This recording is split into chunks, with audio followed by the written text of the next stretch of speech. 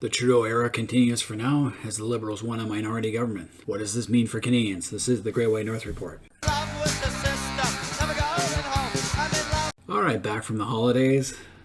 I voted last week before I went on vacation. Me, my wife, and my oldest son, who's now eligible to vote. We went in. First thing I did when I asked the lady was, oh wow, not using the Dominion voting machines? And she goes, hell no, this is going to be an honest election. I had to laugh. I'm glad we haven't taken that direction that the states have taken when it comes to voting. But anyway, like I said, we voted early, and I was happy to see that the candidate in my riding that I wanted won. But I wasn't too happy with the way the election turned out. I was hoping for a conservative government, though I thought it would be a minority. We're stuck with Trudeau for another 4 years. So currently the Liberals are holding 158 seats. The Conservatives at 119, the Bloc Québécois at 34, the New Democrats at 25, and the Green Party at 2, with the People's Party at 0. But that's not entirely the whole tale. This could change if something dramatic happens, because there are still 14 ridings that are up for grabs. The Liberals are leading in 9 of those, the Conservatives 2, the Bloc 2, and New Democrats 1.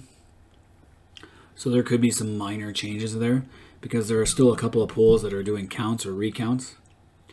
And there's also mail-in balloting that has to be counted. So roughly 99.4% of the polls are reporting. So the final tally isn't done yet. Might have to wait another couple of days. But let's take a look at some of the interesting results here. You look at the vote share.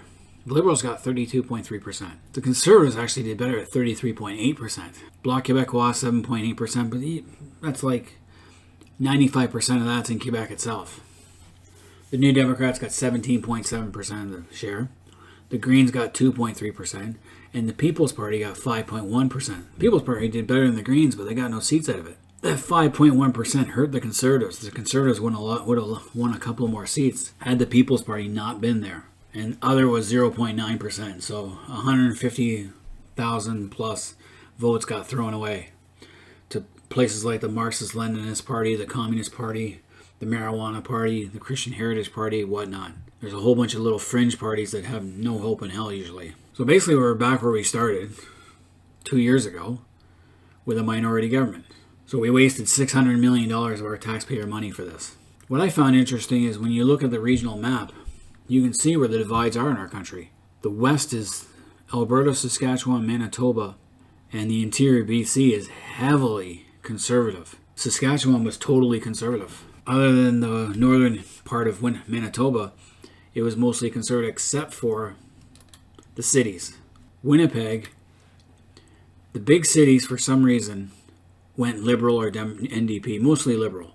The Liberals got most of their seats in big cities. They are a urban party. They're not the rural party. They're an urban party. Look no further than Ontario. When you look at Ontario, to southwestern Ontario, where most of the ridings are, in the north it was mostly NDP and Liberal. When you get down into southwestern Ontario, you can see it's mostly blue, except for the cities, the urban areas. Toronto was a huge Liberal stronghold. There's 2 ridings in Toronto that are still being contested, but it looks like the Liberals are going to win those from the NDP. Go down to Hamilton. Liberals are leading the NDP in Hamilton. Hamilton was huge. Inner city Hamilton. Guelph. Waterloo. Kitchener South, Cambridge. The Greens won Kitchener Centre, which is kind of amazing. And the Liberals currently lead the Conservatives by 174 votes, with 1 poll still reporting. And still mail-in balloting. Go to my neck of the woods. You can see that it's all blue, except for London. London, 2 Liberal and an NDP. Windsor. So the inner cities, where it's recently arrived Canadians, congregated in the cities, because that's what they do. It's no knock on them. But they vote Liberal. And the cities are where all the major services are. All those government programs are mostly concentrated in the cities. You can't get a lot of these things out in the countryside. Out in the East Coast, it was mostly Liberal.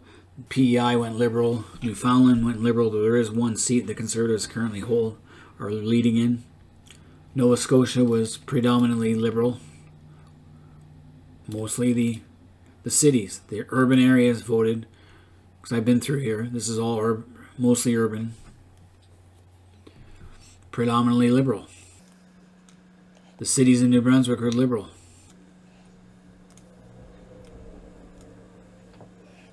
The Liberals also held Montreal, with one NDP and one Bloc Québécois on the island. But it was a Liberal stronghold. So it's interesting to see how Canada is divided.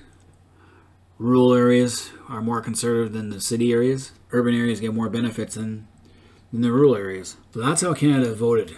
What does it mean? It means that Trudeau didn't win his gambit, and he has a minority. He has to work with another party, probably the NDP. And his agenda is going to be, he won't be able to do everything he wants, which is probably a good thing, because a lot of what he wants to do is going to raise inflation more, raise taxes more. So we're going to be looking at a pretty rough year.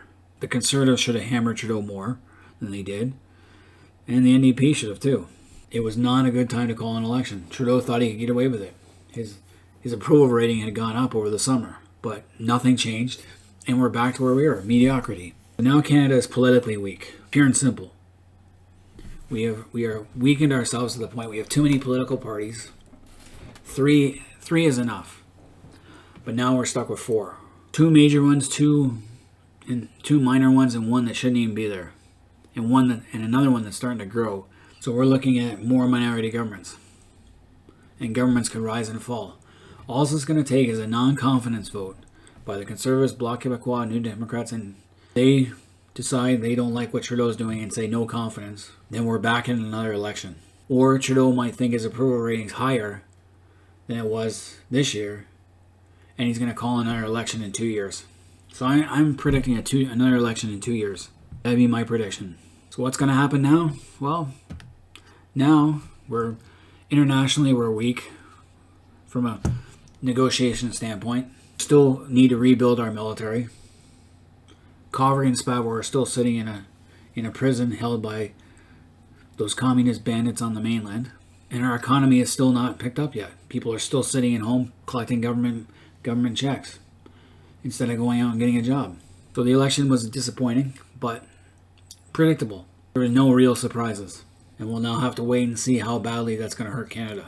Anyway, Canadians out there, let me know how you guys thought of the election, and was it a good thing? Was it a bad thing? When do you expect the next election to occur? Until next time, this has been the Great White North Report.